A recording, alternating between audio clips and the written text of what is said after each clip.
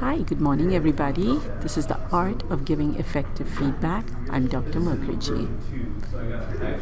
Feedback is an important concept for all of us who are students, teachers, peers, and just human beings. Feedback, by definition, is the process by which one person provides another person with information for the purpose of improving his or her performance. Today we're going to learn the basics of giving feedback to each other. Who should give feedback?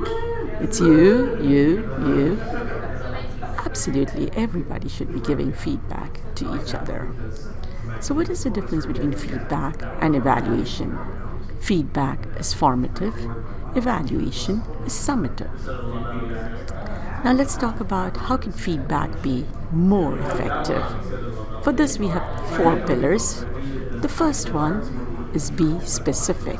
Give examples of what the learner has said or done, and this would be very useful for the person.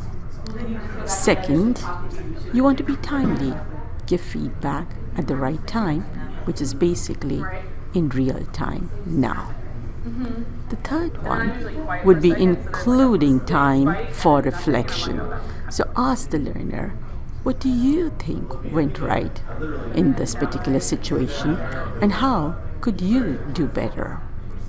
And finally, develop an action plan. All these 4 pillars are equally important. Being specific, being timely, including time for reflection, and developing an action plan. Learning to give feedback is an important task. Having insight to receive that feedback is equally important. Coming up with an action plan for the learner and engaging the learner in coming up with the right strategies, something that is highly effective in the long run. So what are the methods of giving feedback? The one which we all know is the sandwich method, where we start from giving good feedback, something that's positive and can be reinforced. Then the meat of the story is the constructive criticism, and finally the positive feedback again. The second method could be the cheese and cracker method, where you want to give something which could be constructive, some which would be positive, and interspread it one amongst the other. The third method of giving feedback would be the ask, tell, and ask method, where you ask the learner, what do you think went well today? And you tell the person on what you think could be better. And finally, you ask the person again if he agrees to what you've just said and can come up with an action plan. So, your sandwich method, your cheese and cracker method, and finally your ask, tell, and ask method. I really like the ask, tell, and ask method.